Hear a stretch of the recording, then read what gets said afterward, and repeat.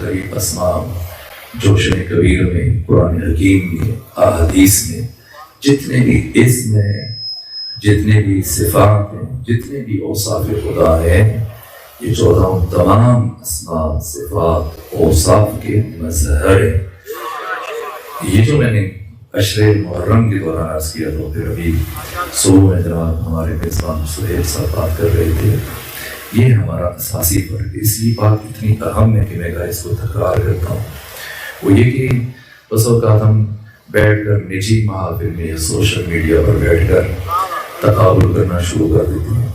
علی کا فلاں کے ساتھ تقابل ہے، گاہے ممبر حسین سے آ کے ہم مولا متقیان کا جہاں کی اولاد میں سے کسی شخصیت کا دیگر افراد کے ساتھ جو تقابل کرتے ہیں۔ خمینی ابو شکر نے فرمایا کہ جس شخص نے علی کا کسی اور کے ساتھ تقابل کیا یہ حق تعالیٰ کی بارگاہ میں گنہگار ہے، اس لیے کہ اس نے تقابل کر کے ذات امیر المومنین کی بارگاہ میں بے ادبی کا مرتکب ہوا، توہین کا مرتکب ہوا۔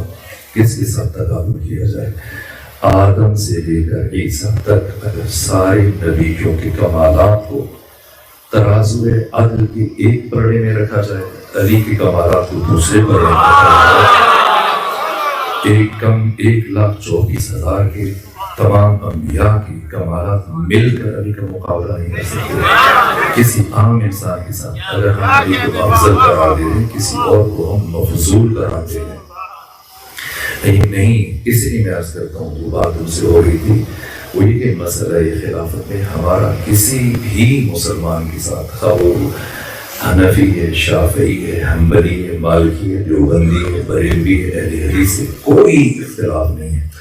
یہ جو تعداد، یہ جو گنتی میں ہم لے کے آتے ہیں، ایک علی کا پہلا نمبر ہے، ایک علی کا چوتھا نمبر ہے، ہمارے یہاں نعرے لگائے جاتے ہیں کہ دماغ دم مست قلندر، پہلے ہم قلندر کو مست کریں اور پھر وہ کیا کہے گا؟ علی کا پہلا نمبر نام، علی کا نہ تو پہلا نمبر ہے، علی کا نہ چوتھا نمبر ہے، جو گنتی میں آ جائے اس سے علی میں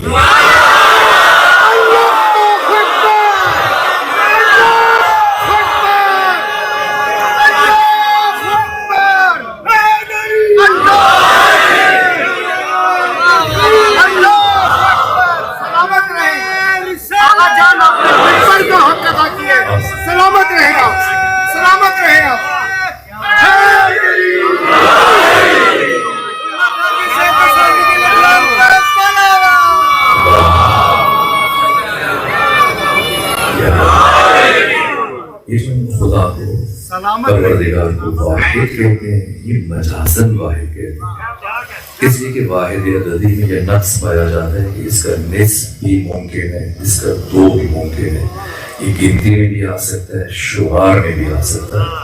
خدا کو واحد مجازن واحد کہتے ہیں، خدا حقیقتاً احد ہے۔ احد کرنا تو نصف ممکن ہے، نہ 2 ممکن ہے، یہ نہ شمار ہو سکتا ہے، نہ یہ آدھا کیا جا سکتا۔ علی کون ہے؟ حق تعالیٰ کی احدیت کا مظہر تام آپ کا علی کا کسی کے ساتھ کوئی تقابل نہیں، جسے بھی چاہے پہلا قرار دیں، جسے بھی چاہے چوتھا قرار دیں، صرف میدان الگ ہے۔ باقی تمام مسلمان دیگر افراد کے لیے جس خلافت کی بات کرتے ہیں وہ اور ہے۔ ہم امیر المومنین علی ابن ابی طالب اور اولاد علی کے لیے جس خلافت کی بات کرتے ہیں وہ اور ہے۔ باقی مسلمان جس خلیفہ اور خلافت کی بات کرتے ہیں وہ خلیفۃ المسلمین ہے، علی خلیفۃ اللہ العظیم۔ کوئی علی کو خلیفۃ المسلمین نہ کہے، علی ہرگز مسلمانوں کا خلیفہ نہیں ہے، علی مسلمانوں کا جانشین نہیں ہے، علی جانشین خدا ہے۔ جانشین خدا، اس کا کیا مطلب ہے؟ علی خلیفہ خدا ہے، علی خلیفہ رسول ہے، علی خلیفۃ المسلمین نہیں ہے۔ خلیفۃ المسلمین کوئی بھی ہو سکتا ہے جسے 2 4 10 20 40 50 1000 2000 افراد جمع ہو کر منتخب کرنا، لیکن خدا کا خلیفہ صرف وہ ہو سکتا ہے جسے خدا خود منتخب کرتا ہے۔ علی خلیفہ خدا ہے۔ اگر ہم آقا امام زمانہ کی بات کریں گے، ابھی جب مجلس کے اختتام پر آپ زیارت پڑھیں گے تو کیا پڑھیں گے؟ السلام علیک یا خلیفۃ الرحمن، سلام ہوا پر ہے خلیفہ خدا، جانشین خدا، اللہ مستخلف عنہ، یہ اللہ کا خلیفہ ہے۔ یہ بات ہے، یہ اہم، یہ دو دعائیں مجھے جناب سہیل صاحب سو رہے ہیں گفتگو کر رہے، تو یہ فرق ہے کہ دو دعا میں کیا فرق ہے۔ ایک دعا جو آقا امام زمانہ کی پڑھتے ہیں اللہم کل ولیک الحجۃ للحسن، یہ دعا، اور دوسری دعا جسے اصول کافی میں ابو جعفر یعقوب کلینی نے بیان کیا کہ جب حضرت ابو بصیر نے پوچھا امام شیشوں سے کہ فرزند رسول بتائیں عہد غیبت امام زمانہ میں منتظر کی ذمہ داری کیا ہے؟ فرمایا اپنی واجب اور مستحب نمازوں میں قنوت میں اس دعا کو پڑھا کرے، اللہم عرفنی نفسک، پروردگار تو مجھے اپنی معرفت عطا فرما، فَإِنَّكَ إِن لَّمْ تُعَرِّفْنِي نَفْسَكَ لَمْ أَعْرِفْ نَبِيَّكَ، اگر تو نے مجھے اپنی معرفت عطا نہ کی میں کبھی تیرے نبی کی معرفت حاصل نہیں کر سکتا۔ اللہم عرفنی رسول، پروردگار تو مجھے اپنے رسول کی معرفت عطا فرما، فَإِنَّكَ إِن لَّمْ تُعَرِّفْنِي رَسُولَكَ لَمْ أَعْرِفْ حُجَّتَكَ، اگر تو نے مجھے اپنے رسول کی معرفت عطا نہ کی میں کبھی تیری حجت کی معرفت حاصل نہیں کر سکتا۔ یہ دعا جو دوسری دعا عام طور پہ ہمارے یہاں پڑھی جاتی ہے، ان میں زمین آسمان کا فرق ہے۔ وہ دعا اللہم کل ولیک الحجۃ للحسن، یہ امام زمانہ کی صحت و سلامتی کی دعا ہے، یہ عام دعا ہے، لیکن یہ دعا جو امام شیشوں ابو بصیر کو تعلیم دے رہے ہیں یہ معرفت کا بار ذخار ہے، یہ حد فاصل ہے غدیر اور ثقیفہ میں۔ یہ دعا بتا رہی کہ علی اولاد علی امام زمانہ خلیفہ خدا ہے، نہ خلیفۃ المسلمین، مسلمانوں کا خلیفہ بن جانا یہ اعزاز کی بات نہیں۔ اس خلافت کی ارزش کیا ہے، اس خلافت کی حقیقت کیا ہے، یہ مولا متقیہ نے خود اپنی زندگی میں بتایا۔ جب مقام ذیقار پر، جب جنگ صفین سے پلٹ رہے تھے، مقام ذیقار پر اپنے ہاتھوں سے خود علی اپنے پھٹی ہوئی جوتی کو کاٹ رہے ہیں، مرمت کر رہے ہیں۔ عبداللہ ابن عباس آگے بڑے حیرت سے دیکھیں کہ 3 بر اعظموں کا حکمران علی خود اپنے ہاتھ سے جوتی کاٹ رہے ہیں۔ جب ٹک ٹکی باندھے برابر دیکھ رہے ہیں تو مولا متقیہ نے پلٹ کر ابن عباس کی طرف دیکھا تو کہا کہ ابن عباس کیا دیکھ رہے ہو؟ کہا حضرت آپ یہ جوتی کاٹ رہے ہیں، یہ جوتی تو بہت پھٹ چکی ہے۔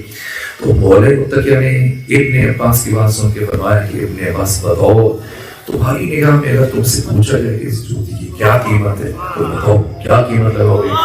اب عبداللہ ابن عباس نے دوبارہ بغور حضرت کی جوتی کو دیکھا اور دیکھنے کے بعد کہا ناراض نہ ہو تو عرض کروں اتنی کوہنا ہے، پھٹ چکی ہے، پرانی ہے، اگر آپ اسے استعمال کرنا چھوڑ دیں، پھینک دیں، عرب کا فقیر ترین شخص بھی نہیں اٹھائے گا۔ یہ سنا مولا متقیہ نے عبداللہ ابن عباس کی طرف دیکھا اور فرمایا سنو ابن عباس، تمہاری اس خلافت کی قیمت علی ابن ابی طالب کے نزدیک اس پھٹی ہوئی جوتی سے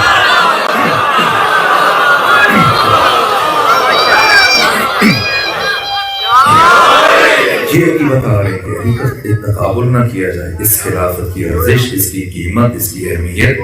اور علامہ نقل نے ذیل میں اتنی خوبصورت بات کی کہ میرا جی چاہتا ہے میں اسے تکرار کیا کروں۔ کہا کہ تاریخ بشر میں، تاریخ عالم میں، تاریخ آدم میں، تاریخ خاتم میں، تاریخ انسانی میں علی وہ واحد حکمران ہے جو یہ بات کہہ سکتا ہے کہ تخت سلطنت پست اور علی کی جوتی بلند، تخت سلطنت پست اور علی کی جوتی بلند۔ کیوں کہا؟ اس لیے کہ تخت سلطنت پر کبھی باطل کے پاؤں آئے، کبھی حق کے پاؤں آئے، لیکن علی کی جوتی وہ مبارک جوتی ہے جس میں ہمیشہ حق کے پاؤں آئے۔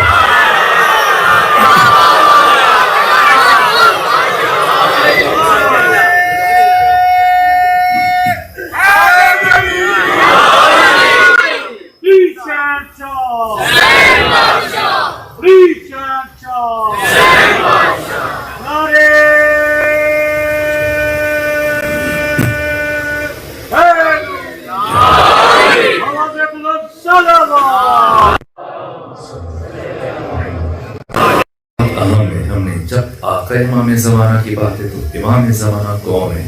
کہ اللہ مستخلف عنہ، یہ اللہ کے خلیفہ ہیں، یہ جانشین خدا ہیں، یعنی حق تعالیٰ کے تمام اسماء صفات اوصاف کے مظہر تام۔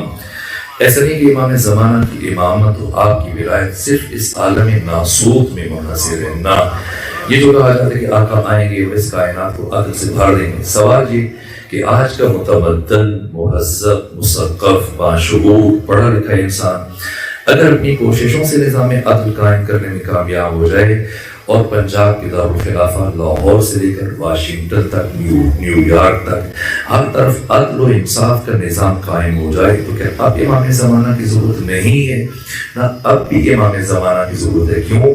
اس لیے کہ عدالت کی بات تب ہوگی، عدل کے نفاذ تب ہوگا جب یہ انسان ہوگا، جب یہ کائنات ہوگی۔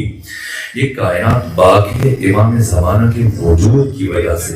یہ سمجھنا ہے، یہ مستخلف عنہ کا مطلب ہے، یہ خلیفہ کا مطلب ہے کہ اللہ جو مستخلف عنہ ہے یہ منہ الوجود ہے، یعنی اس نے کائنات کو عدم سے وجود دیا۔ اور جو خلیفہ خدا ہے اس کا وصف یہ جو معصومی نے بیان کیا، من بہ الوجود، کہ کائنات اس کی وجہ سے باقی ہے۔ لولا الحجۃ لساقط الارض بآلہا، اگر حجت خدا نہ ہو زمین اپنے آج سمیت نابود ہو جائے۔ الحجۃ قبل الخلق ومع الخلق وبعد الخلق، حجت خدا مخلوق سے پہلے، حجت خدا مخلوق کے ساتھ ہے، حجت خدا مخلوق کے بعد ہے۔ ممکن نہیں کہ حجت خدا کے بغیر زمین باقی رہ سکے۔ عدل تب نافذ ہوگا جب انسان ہوگا۔ عدل کی بات سے پہلے خود انسان کی بقا، کائنات کی بقا، یہ جو بھی نظام چل رہے ہیں، جو ستارے ہیں، سورج ہے، یہ چاند ہے، یہ ہوائیں، یہ کہکشائیں، یہ زمین، یہ آسمان، یہ انسان کے تمام تر موجودات، یہ جو اناج اگ رہا ہے، یہ جو غلہ اگ رہا ہے، یہ جو انسان زندگی گزار رہا ہے، یہ سب کا سب یوسف فاطمہ منشی عالم بشریت امام زمانہ عجل اللہ تعالی فرد شریف کے وجود کے تصدق میں یہ جو انسان ہم سانس لے رہے، ہر انسان جو زندگی گزار رہے، سانس لے رہا ہے، رزق نوالا اٹھا کے کھا رہے ہیں، ہر سانس پر مدیون ہے یوسف فاطمہ کا۔ جو لقمہ اٹھا رہے ہر لقمے پر مدیون ہے یوسف فاطمہ۔ من بہ الوجود من منہ الوجود، اللہ من منہ الوجود ہے، امام زمانہ من بہ الوجود۔ اور آپ کا وجود منحصر نہیں ہے، امام زمانہ یا خلیفہ خدا ایک ذی مراتب ہستی ہے، یہ بات اہم ہے۔ اس ایک مولانا متقیان فرماتے کہ کچھ انسانوں کی آنکھیں ان کی عقل میں، کچھ کی عقل ان کی آنکھوں میں، یعنی کچھ ایسے ہیں کہ جو عقلی امور کو، دقیق ترین حقائق کو ان ظاہری آنکھوں سے دیکھنے کی کوشش کرتے ہیں تو کبھی نہیں دیکھ پاتے، اور کچھ اتنے دقیق اور باریک بین ہوتے ہیں جو سطحی چیزوں کو، محسوسات کو بھی عقل کی نگاہ سے دیکھتے ہیں۔ آقا امام زمانہ کی معرفت سطحی دید سے ممکن نہیں ہے۔ امام کی معرفت کے لیے خود عقل چاہیے، شعور چاہیے، یہ شعوری آگاہی، یہ شعوری معرفت۔ امام زمانہ کون ہے ہمیں دیکھنا ہوگا۔ اگر انسان حواس کے ذریعے سے کسی چیز کو سمجھنا چاہتا ہے، حواس کے ذریعے سے کسی چیز کو پہچاننا چاہتا ہے، ظاہری تاریخی معلومات کے ذریعے سے کسی چیز کو سمجھنا چاہتا ہے، اس کی حقیقت کو سمجھنا چاہتا ہے، اس کی ماہیت کو سمجھنا چاہتا ہے، پہلی بات اس کائنات میں جو اصل حقائق ہیں وہ جواہر ہیں۔ جواہر حواس خمسہ کی رینج سے ماورا ہیں، باہر ہیں۔ پیچھے بچ کے آراز کی تمام اقسام میں سے صرف کم اور کیف یہ قابل رؤیت ہیں، یہ حواس خمسہ کے ذریعے سے قابل درک ہیں، اور کم اور کیف کی تمام اقسام میں سے صرف رنگ اور روشنی، انہیں انسان حواس خمسہ کے ذریعے سے درک کر سکتا ہے، اور رنگ اور روشنی کا بھی صرف وہ حصہ جو ان حواس خمسہ کی رینج میں آ جائے، یہ اس انسان کے لیے مجہول سے معلوم بن جاتا ہے۔ اس سطحی شناخت کے ساتھ وہ خلیفہ خدا کی بات کرے اور کہے کہ مجھے ان کا وجود سمجھ میں نہیں آ رہا کہ ایک انسان کیسے زندہ ہے، کب سے زندہ ہے، امام زمانہ کی زندگی سے متعلق سوال نہیں کیا جائے گا، تمہاری زندگی سے متعلق سوال کیا جائے گا۔ امام زمانہ کی حیات سے متعلق بات کرنا، سوال کرنا، یہ ایسا ہی ہے جیسے مچھلی سمندر کے اندر، دریا کے اندر جب پانی کے اندر رہ رہی ہے تو کسی بڑی جو اس کا بچہ بڑی مچھلی سے پوچھے کہ بتاؤ یہ پانی کیا ہوتا ہے، یہ سمندر کیا ہوتا ہے، یہ دریا کیا ہوتا ہے، اسی کی وجہ سے اس کی حیات ہے، اسی پانی کی وجہ سے وہ زندہ ہے، اور پانی سے متعلق سوال کریں گے کیا ہے۔ ہم امام زمانہ کی حیات سے متعلق سوال نہیں کریں گے، امام زمانہ کے وجود سے کائنات کا نظام چل رہا ہے۔ حضرت کا وجود خود ان تمام تر سوالات سے ماورا، بالاتر۔ آقا کا وجود اس عالم میں ناسوت میں منحصر نہیں ہے، اس عارضی مراتب بستی ہیں۔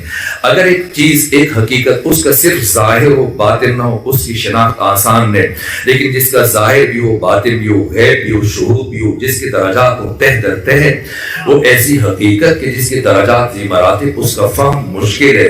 اس لیے امام نے کہا کہ خود خدا سے دعا مانگو، اللہم عرفنی نفسک۔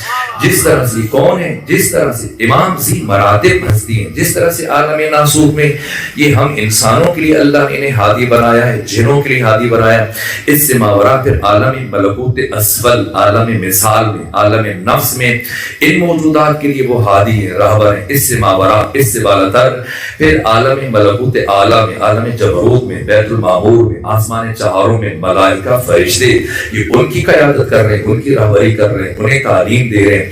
اس طرح سے نہیں کہ فرشتوں نے انہیں سکھایا اور یہ فرشتے ان کے لیے مجرے فیض بنے، نہ، یہ 14 جیسے ہمارے لیے مجرے فیض ہیں، واسطہ فیض ہیں، وسیلہ فیض ہیں، اسی طرح سے تمام تر ملائکہ، مخلوقات سماواتی یہ سب کے لیے مجرے فیض ہے، سب کے لیے واسطہ فیض ہے۔ ملائکہ نے آ کے انہیں کچھ نہیں بتایا، کوئی نے کچھ نہیں سکھایا، انہوں نے ملائکہ کو سکھایا۔ باقی ملائکہ میں سے خود سردار ملائکہ جبرائیل سلیمان قندوسی حنفی نے اپنی کتاب جناب المودہ میں، یہ اہل سنت عالم ہے، اہل تشیع کی ہماری کتابیں خود 53 نمبر جلد بحر الوار کی، اس کا مطالعہ کر لیجیے۔ اس کے علاوہ جو مستقل کتابیں لکھی گئی ہیں، خمینی ابو الشکر، ایت اللہ حسن زادہ عملی، ایت اللہ جوادی عملی، ایت اللہ وحید خراسانی، ایت اللہ جعفر سبحانی، مکارم شیرازی، ان شخصیات نے جس موضوع پہ لکھا ہے، شہید باقر اسد اور جو غرفا نے لکھا ہے، وہ سب بجائے خود یہ سلیمان قندوسی حنفی نے جناب المودہ میں تحریر کیا، کہا کہ پیغمبر اسلام نے فرمایا کہ اللہ نے ملائکہ کی تخلیق سے 14,000 نوری سال پہلے ہم محمد و آل محمد کی وجود کو خلق کیا، ہمارے نور کو خلق کیا۔ نوری سال، ایک قمری سال، شمسی سال جو 365 دنوں پر مشتمل ہے، 10 دن کم کر دیجیے، قمری سال بن جائے گا محرم و صفر۔ نوری سال کی اگر کوئی مساحت جاننا چاہتے ہیں تو آئنسٹائن نے بیان کیا کہ انسان ایک سیکنڈ میں، ایک پلک جھپکنے میں، ایک لمحے میں 3 لاکھ کلومیٹر کا سفر طے کر سکتا ہے۔ یعنی اگر آپ لاہور سے اٹھیں، پوری دنیا کا چکر کاٹ کے واپس لاہور آئیں، دوبارہ جائیں، پھر عود کریں، سوارہ جائیں، پھر پلٹیں، 7 چکر لگائیں گے، کتنی دیر میں؟ ایک لمحے میں۔ یہ نوری سال کی مسافت ہے کہ نوری سال کے ایک لمحے کی مقدار ہے۔ اور جناب المودہ میں سلیمان قندوسی حنفی نے کیا لکھا کہ پیغمبر اسلام فرما رہے کہ اللہ نے ہم محمد و آل محمد کے انوار کو ملائکہ کی تخلیق سے 14,000 نوری سال پہلے خلق کیا، یہاں تک کہ ہماری تخلیق کے 14,000 نوری سال گزرنے کے بعد اللہ نے جب ملائکہ کو خلق کیا، فرشتوں کو خلق کیا، تو پھر ملائکہ نے پہلی مرتبہ جب ہم 14 کے انوار کو مشاہدہ کیا تو پیغمبر فرماتے ہیں فَزَعَمُوا، انہوں نے گمان کیا، خیال کیا کہ شاید ہم 14 کے خالق ہیں کہ ہم نے انہیں عدم سے وجود دیا۔ تو ختمی مرتبہ فرماتے ہیں کہ بلا فاصلہ فَسَبَّحَنَا فَسَبَّحَتِ الْمَلَائِکَہ، یہ جب ملائکہ نے سوچا تو فوراً سے ہم نے خدا کی تسبیح کرنا شروع کر دی، اور ہمیں دیکھ کر سن کر ملائکہ نے خدا کی تسبیح کرنا شروع کر دی۔ ہم نے سبحان اللہ کہا، ہمیں دیکھ کر سن کر ملائکہ نے سبحان اللہ کہا۔ حللنا وحللت الملائکہ، ہم نے لا الہ الا اللہ کہا، ہمیں دیکھ کر سن کر ملائکہ نے لا الہ الا اللہ کہا۔ ہمیں دیکھ کر ملائکہ نے خدا سے گفتگو کا سلیقہ سیکھا ہے، ہم سے بندگی کا سلیقہ سیکھا ہے، ہم سے سجدے کا انداز سیکھا ہے، ہم سے عبادت کا اسلوب سیکھا۔ یہاں سلیمان قندوسی حنفی نے لکھا کہ خدا نے ارادہ کیا کہ جبرائیل کو باقی تمام فرشتوں کا سردار اور رئیس معین کرے، تو خدا نے جبرائیل سے خطاب کیا، کہا کہ بتا من انت و من انا، تو کون ہے، میں کون ہوں؟ یہ سن کر جبرائیل نے جواب دیا انت و انا، تو ہے، میں ہوں۔ یہاں پیغمبر اسلام فرماتے ہیں کہ میرے بھائی علی ابن ابی طالب کا نور آگے بڑھا، اور نور علی نے آگے بڑھ کر جبرائیل کو خدا سے گفتگو کا سلیقہ تعلیم دیا کہ خدا سے کیسے بات کی جاتی ہے، خدا سے کیسے گفتگو کی جاتی ہے۔ کہا جبرائیل خدا سے یوں بات کرو، ایسے کہو انت رب الجلیل و انا عبدک الدلیل و اسمی جبریل، کہا کہ تو رب جلیل ہے، میں تیرا عبد متواضع ہوں، اور میرا نام جبرائیل ہے۔ جبرائیل کا نام جبرائیل کسی اور نے نہیں رکھا، شاگرد مصطفیٰ علی ابن ابی طالب نے رکھا۔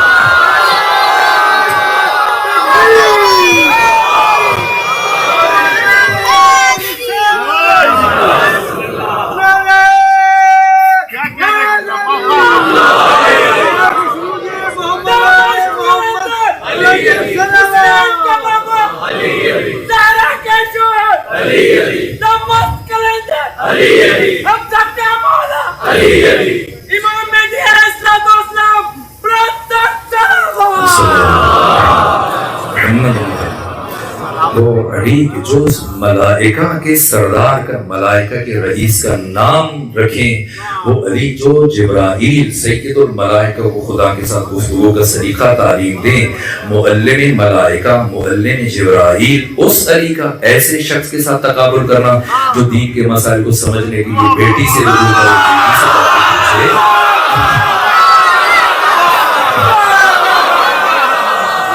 یہ منظر ہے امیر المومنین بے ادبی۔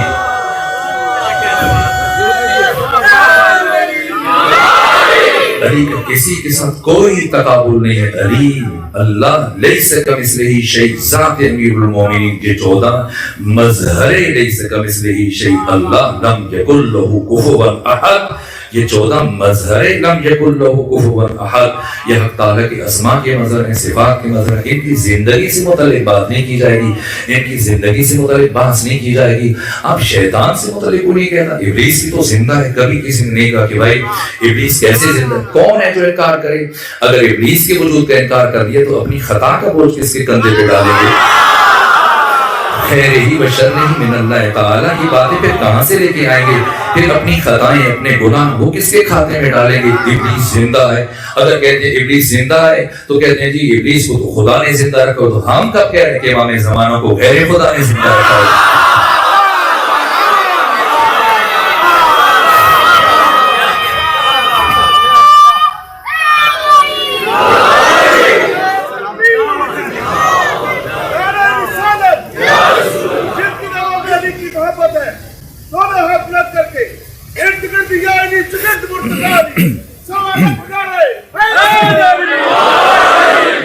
محنت جاتی نہیں جائے گا کسی کی،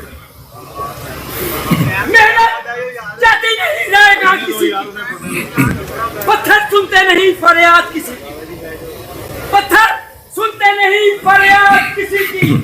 جب بھی کوئی شخص جنت کے دروازے پر جائے گا اسے مولا علی سرکار سٹیمپ لگائے گا، پھر وہ جنت میں جائے گا۔ سب مل کر بولو نعرہ کل ایمان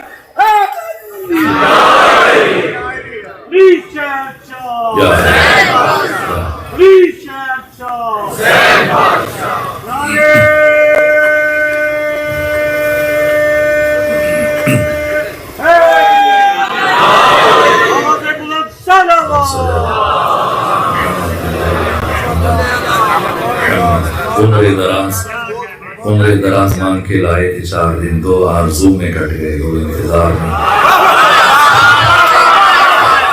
خدا ان سب کو سلامت کرے۔ پروردگار اگر انسانوں کو گمراہ کرنے والے ابلیس کو، عزازیل کو، شیطان کو مہلت دے سکتا ہے تو کیا ان کی ہدایت کرنے والے کو مہلت نہیں دے سکتا؟ یہ فرض ہے پروردگار، یہ لطف خدا کا تقاضا ہے کہ اگر گمراہ کرنے والا موجود ہے تو پھر ہدایت دینے والے کو بھی موجود ہونا چاہیے۔ جبکہ باقی انبیاء زندہ ہیں، خضر زندہ ہیں، الیاس زندہ ہیں، اور اسی طرح سے جناب عیسیٰ روح اللہ زندہ ہیں، ان سے متعلق کوئی کلام نہیں ہے، تو آقا امام زمانہ سے متعلق ایسے وہ زندہ ہیں، وہ بقیت اللہ ہیں۔ امام زمانہ بقیت اللہ العظم ہے، امام زمانہ کی وجہ سے باقی سب کی حیات چل رہی ہے۔ یہ عجیب ہے واقعاً، خود یہ صحیح مسلم کی پہلی جلد کے صفحہ نمبر 55 پر یہ حدیث بیان کی گئی۔ پیغمبر نے فرمایا کہ وہ کیسا وقت ہوگا کہ جب جناب عیسیٰ روح اللہ کو چوتھے آسمان سے زمین پر اتارا جائے گا، والامام منکم، اور امام تم میں سے ہوگا۔ کون امامت کروائے گا؟ اگر علی رضی اللہ ہے اور پھر مان لیں کہ علی کا بیٹا بھی رضی اللہ ہوگا اور عیسیٰ تو پھر علیہ السلام ہے، تو کیا پھر رضی اللہ علیہ السلام کو نماز پڑھائے گا؟ نہیں، رضی اللہ علیہ السلام کو، رضی اللہ علیہ السلام کو، یعنی خود نبی کو کون ہے؟ یعنی 1,24,000 انبیاء میں سے 313 رسول ہیں، 313 رسولوں میں سے 5 اولي العزم نبی رسول، ان 5 میں سے صاحب شریعت، صاحب کتاب عیسیٰ، لیکن ہمت نہیں ہے کہ امام زمانہ کے آگے کھڑے ہوں۔ عیسیٰ علیہ السلام ہے، علیہ السلام کو رضی اللہ نماز نہیں پڑھا سکتا، صلی اللہ نماز پڑھا سکتا ہے، صلی اللہ کا جانشین نماز پڑھا سکتا ہے۔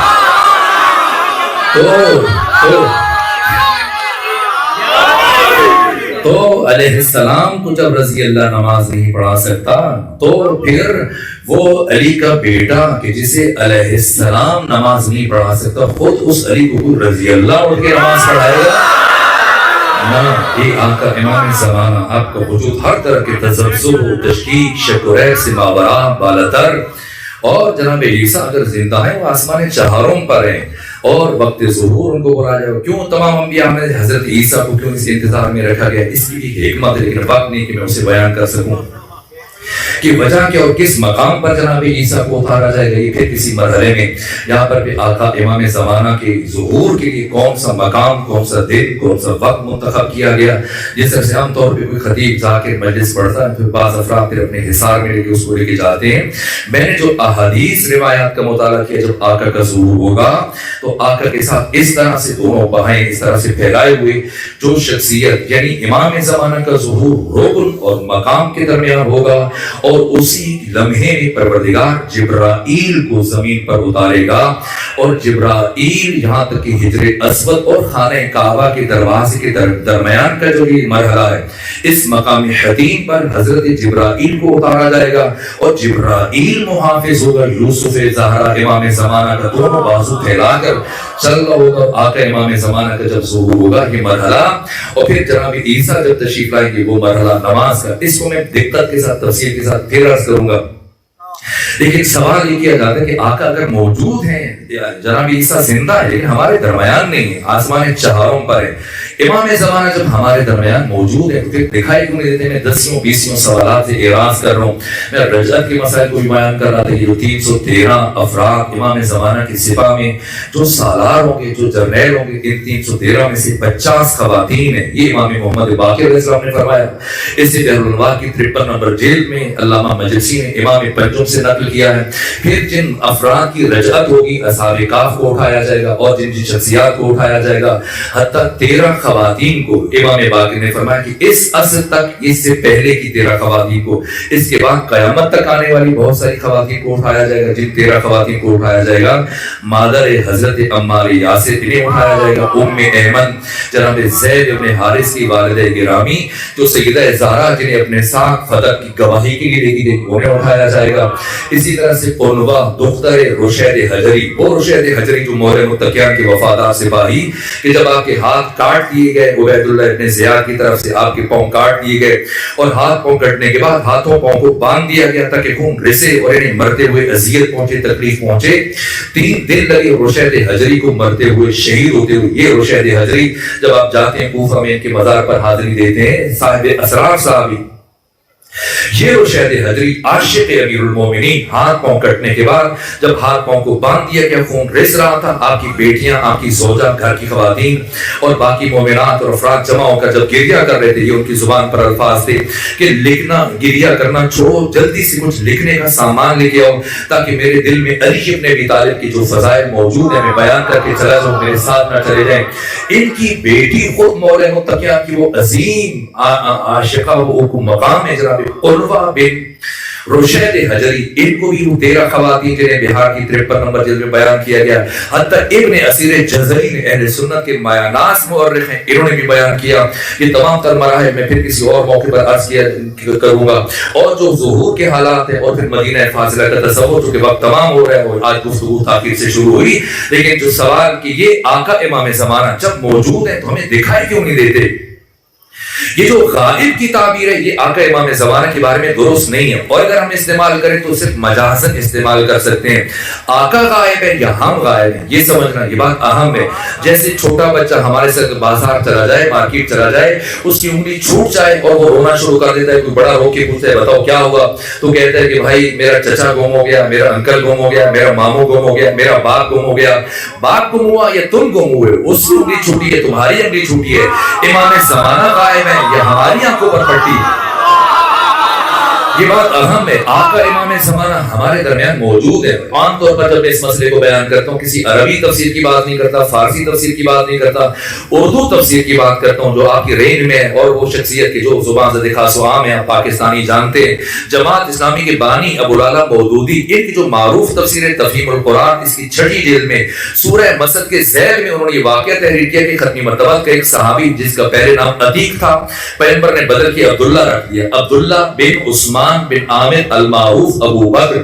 کہا کہ پیغمبر اسلام کے یہ صحابی جس کا نام ابو بکر تھا ایک دن ختمی مرتبہ کے سامنے کھڑا ہوا. یہ تھا کہ جو ابو لہب ہے، ابو لہب پہلے ختمی مرتبہ کا دشمن نہیں تھا، لیکن جب الصخر جس کی کنیت ابو سفیان ہے سردار بنو امیہ، جب اس کی بہن ام جمیل کے ساتھ اس نے شادی کر لی ابو جہل نے، تو اس کی وجہ سے اس میں بھی دشمنی، چونکہ یہ بنو ہاشم سے تھا، ابو جہل پیغمبر اسلام کا رشتہ دار تھا، عزیز تھا، لیکن ام جمیل کے ساتھ شادی کرنے کی وجہ سے یہ بھی ختمی مرتبہ کی نسبت اس نے کینہ اور بغض اور دشمنی بڑھنا شروع ہوئی. اور پھر جیسے ہی ختمی مرتبہ کی بعثت کا اعلان ہوا باقاعدہ طور سے، تو ام جمیل آدھی رات کو ابو لہب کو اٹھا کر جنگل چلی جاتی، جنگل سے جھاڑیاں کاٹتی، خارجات جھاڑیاں کاٹنے کے بعد لا کر ختمی مرتبہ کے دروازے کے آگے ایسے گلی میں بکھیر دیتی تاکہ پیغمبر جب صبح گھر سے باہر نکلے تو یہ کانٹے چبھیں، درد ہو، تکلیف ہو، اذیت ہو، ختمی مرتبہ زخمی ہو جائیں، لہو لہان ہو جائیں. گھر میں یہ جھاڑو چلاتی، جتنا کوڑا اکٹھا ہوتا کہ دیوار سے، جو کہ ہمسائے تھی پیغمبر اسلام کی ام جمیل، تو یہ سارا کوڑا پیغمبر اسلام کے گھر میں پھینک دیتی تھی. یہ مسلسل ایک عرصے تک جب یہ اس طرح کی حرکتیں کرتی رہی تو اللہ نے ختمی مرتبہ کی ان دو دشمنوں کے لیے نام لے کر ان کی مذمت کی اور پورا سورہ اتارا، تبت یدا ابی لہب وتب. جیسے یہ سورہ اترا تو ابو لعلی مودودی کہتے ہیں سورہ مسد کے نزول کے موقع پر ایک مرتبہ ابو بکر نے ختمی مرتبہ سے کہا کہ یا رسول اللہ آج کل آپ اکیلے کوشش کریں، اکیلے گھر سے باہر نہ آیا کریں. پیغمبر نے پوچھا کیوں، کیا بات ہے؟ ام جمیل ہر وقت آپ کو ڈھونڈ رہی ہوتی ہے، تلاش کر رہی ہوتی ہے، ایسا نہ ہو کہ اکیلے دیکھ کے آپ کی توہین کرے، گستاخی کرے، بے ادبی کرے، آپ کو نقصان پہنچا دے. کبھی ایک ہوتا ہے ایسے کہ دو افراد کسی کی بات کر رہے ہوں اور اچانک سے نمودار ہو جائے، تو بالکل ایسے ہوا. ابو بکر ختمی مرتبہ سے یہ ام جمیل سے متعلق بات کر رہا تھا، تو ایسے میں جیسی ام جمیل آئی تو ابو بکر نے کہا، ابو لعلی مودودی نے لکھا، کہا کہ یا رسول اللہ وہ آ رہی ہے. کون؟ ام جمیل. پیغمبر اسلام نے فرمایا آ رہی تو آنے دو. کہا یا رسول اللہ نقصان پہنچائے گی. پیغمبر اسلام نے فرمایا کہ ابو بکر نقصان پہنچائے گی تب جب مجھے دیکھے گی. کہ کیسے ممکن ہے کہ آپ کھڑے ہیں، موجود ہیں، وہ آپ کو نہ دیکھ سکے؟ فرمایا دیر کس بات کی، ابھی دیکھ لینا کیا ہوگا. یہاں تک کہ کچھ لمحوں کے بعد جیسے ام جمیل پہنچی وہ آئی، غصہ کرنے لگی، ابو بکر کہاں ہے تمہارا صاحب محمد جو کہتا ہے کہ میرے بارے میں اللہ نے قرآن میں یہ سورہ اتارا ہے، میرے بارے میں یہ ہوا، یہ کہا ہے، اگر کہیں مل جائے تو یہ خنجر اس کے سینے میں گھونپ دوں، یہ پتھر اس کے سر میں دے مارو. خوب غصہ کرنے کے بعد جیسے ہی وہاں سے پلٹی تو اب ابو بکر نے ختمی مرتبہ سے کہا یا رسول اللہ وہی ہوا جو آپ فرما رہے تھے کہ میں تو اسے نظر آ رہا تھا لیکن آپ اسے نظر نہیں آ رہے تھے. اس کا کیا مطلب ہے؟ اس کا یہ مطلب ہے کہ اگر اللہ کی حجت، اگر کسی مرحلے پہ اللہ کی حجت کی جان خطرے میں ہو تو پروردگار موجود ہوتے ہوئے اسے لوگوں کی نگاہوں سے اوجھل کر دیتا ہے. تو اگر اللہ اپنی پہلی حجت کو موجود ہوتے ہوئے لوگوں کی نگاہوں سے اوجھل کر دے، اس میں چاہے تعجب نہیں ہے، تو اللہ اگر اپنی آخری حجت کو موجود ہوتے لوگوں کی نگاہوں سے اوجھل کر دے، اس میں چاہے تعجب کیا ہے؟ آقا موجود ہیں، ہمارے درمیان زندگی گزارتے ہیں، ہر سال حج کے لیے تشریف لے کے جاتے ہیں، ہماری عزاداریوں میں شرکت کرتے ہیں، ہماری رہنمائی کرتے ہیں، پھر نظر کیوں نہیں آتے؟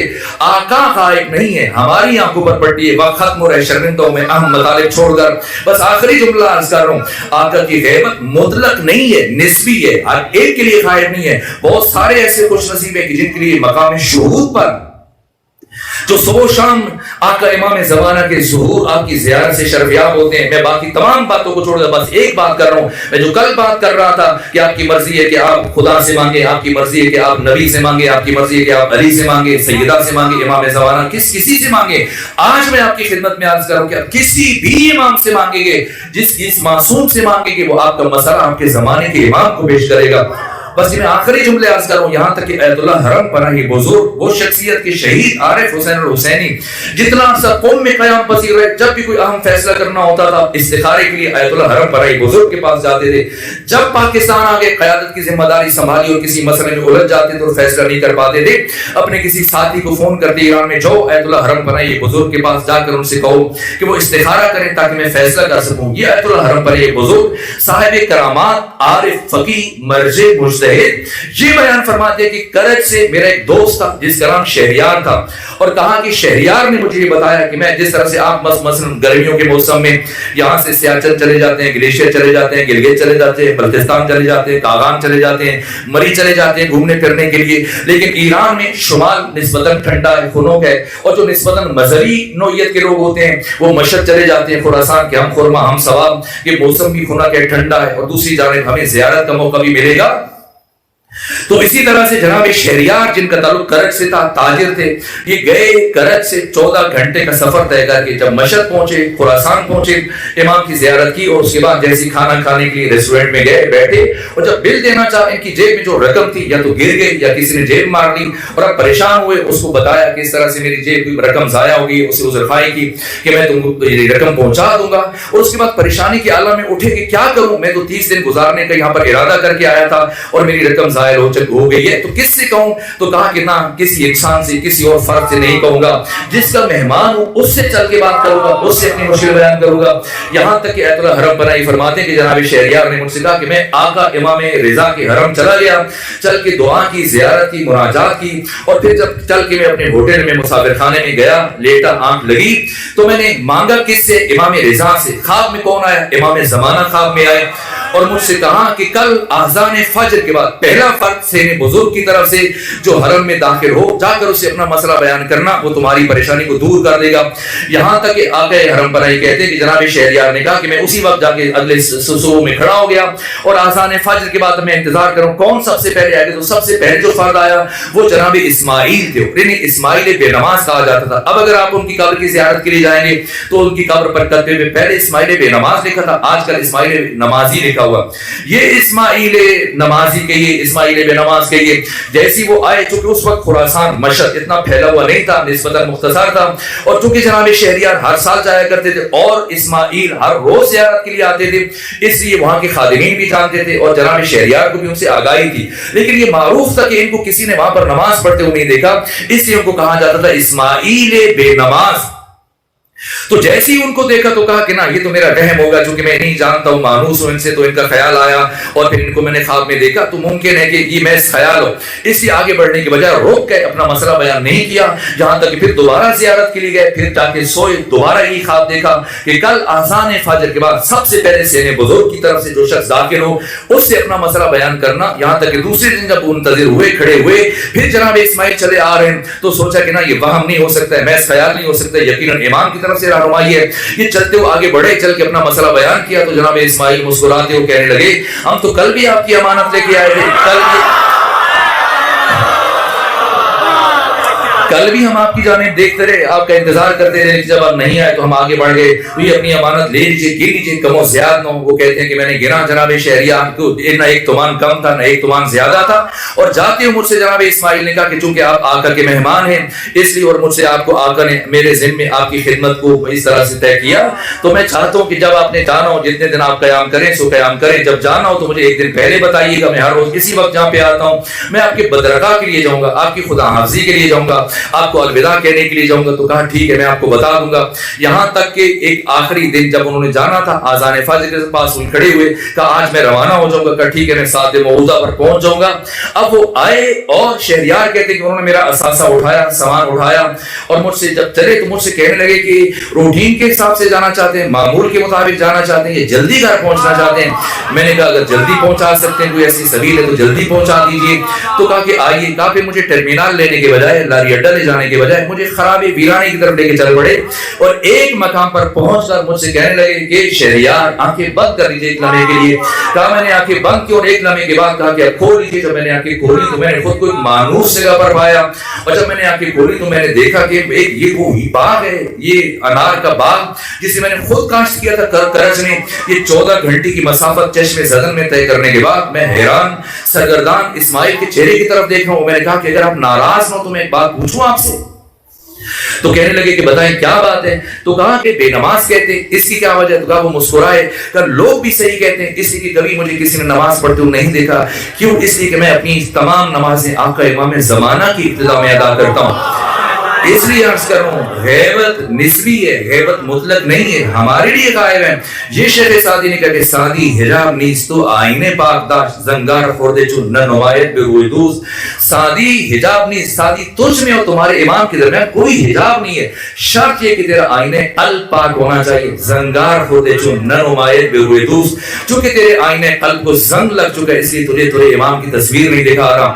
یہ کہا ہے حافظ نے کہ میان عاشق و معشوق ہیچ حائل نیست، تو خود حجاب خودی حافظ اسمیان برخیز، کہا کہ اے حافظ سوچ میں ہو تیرے امام کے درمیان کوئی پردہ نہیں ہے، کوئی حجاب نہیں ہے، کوئی فاصلہ نہیں ہے، کوئی دوری نہیں ہے، تم اپنے آپ ہو حائل، ذرا ہٹو تو صحیح، پھر دیکھو کہ امام زمانہ نظر آتے، یعنی وہ کہ ضروری نہیں ہے کہ کوئی ایک بڑا اس طرح سے فقیہ ہو، عالم ہو، کوئی بہت بڑا مجتہد ہو اسے امام زمانہ کی زیارت نصیب ہوگی، نہ، یہ جو شیخ سعدی نے کہا کہ سعدی حجاب نیز تو آئین پاک تاش، آئین قلب پاک ہونا چاہیے، ممکن ایک فقیہ کو مجتہد کو امام زمانہ کی زیارت نصیب نہ ہو، ایک عام فرد کو آقا کی زیارت نصیب ہو جائے، قرب نصیب ہو جائے۔ میں آخری جملہ اسی آیت اللہ خوئی نے بیان کیا، آیت اللہ ابو القاسم کوئی، اور میں نے صرف ایک واسطے سے یہ سنا کہ آقا کوئی نے فرمایا کہ ایک رات جب میں تہجد کے لیے اٹھا تو میں نے جو مدرسے کا خادم تھا اس کے کمرے سے باتوں کی آواز سنی، روشنی چھینتی ہوئی محسوس ہوئی، تو مجھے یہ شک گزرا کہ شاید یہ صدام کا جاسوس ہے اور کسی کو اندر کی خبریں ہم علماء کے بارے میں بتا رہے،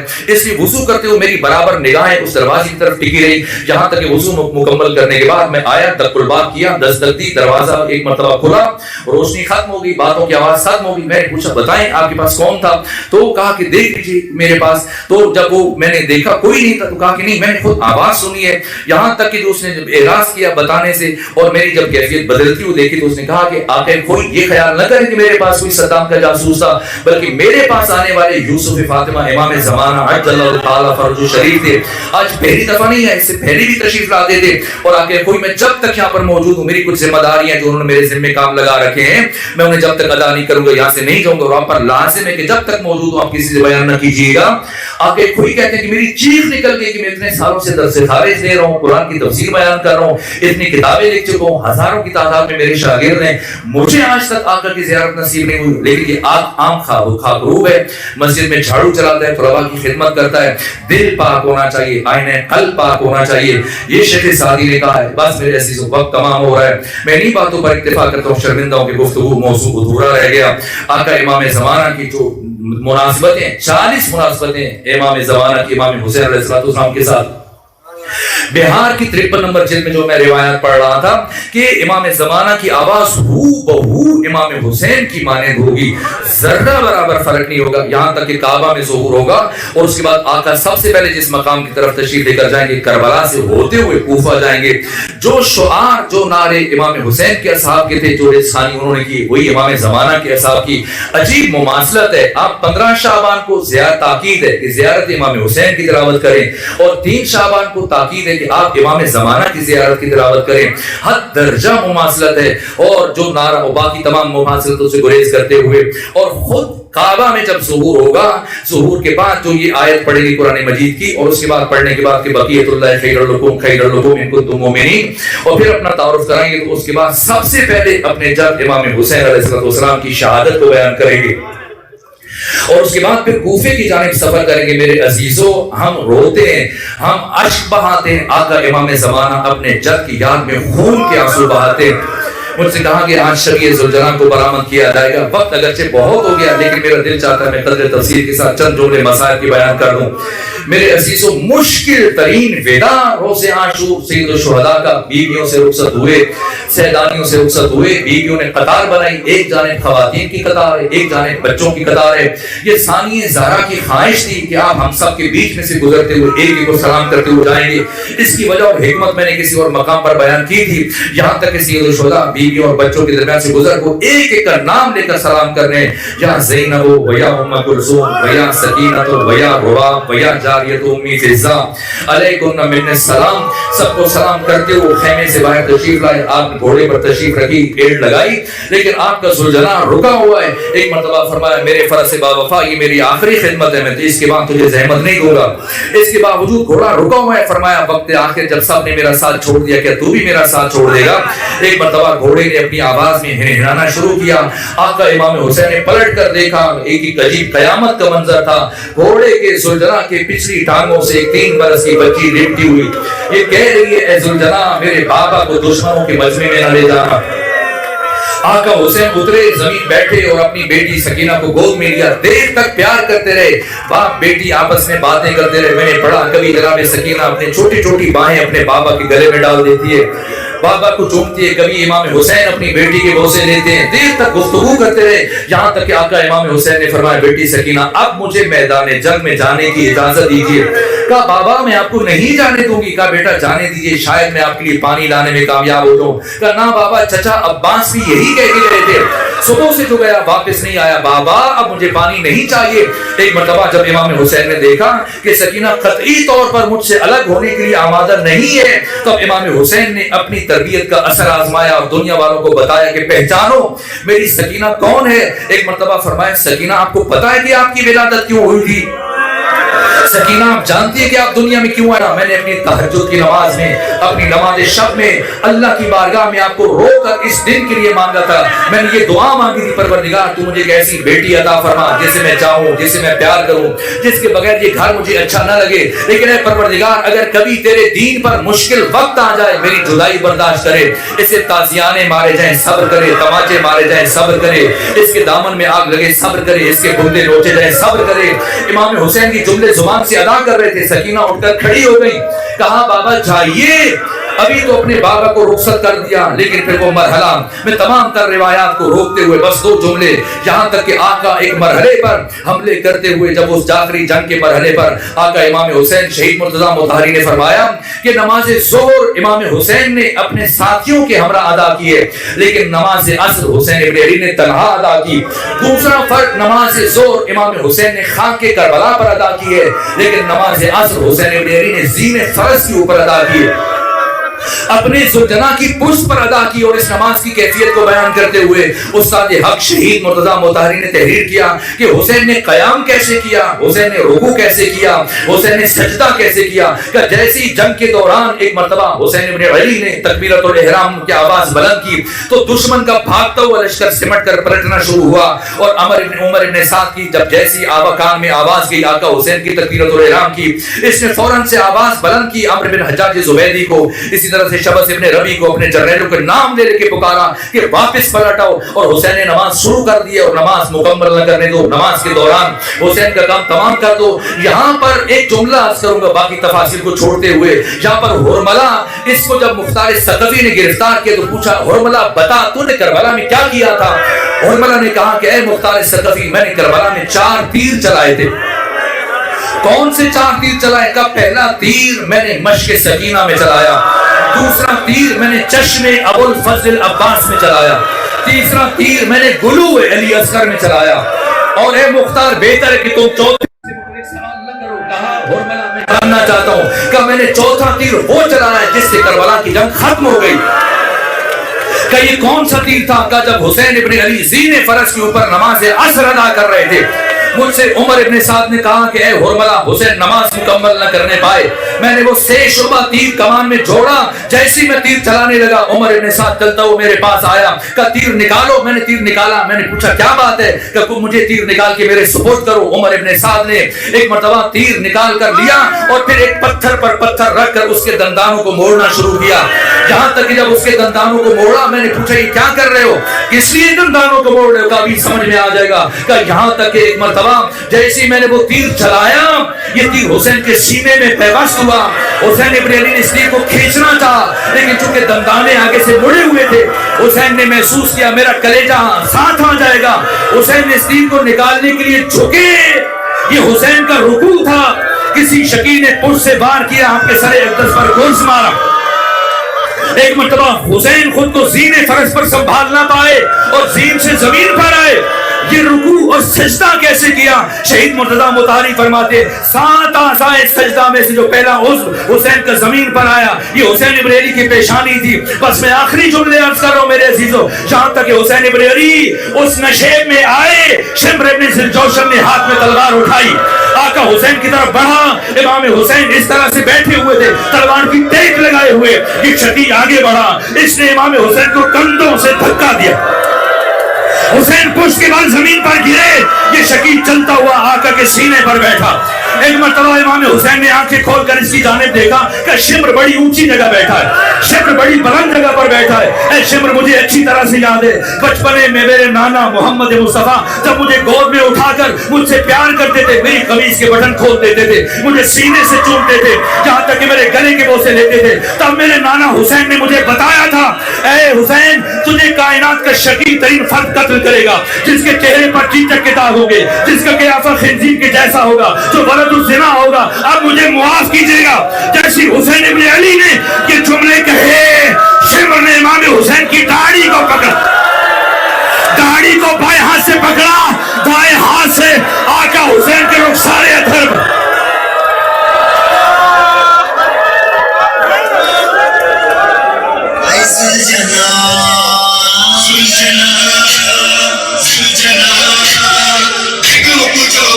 Hussein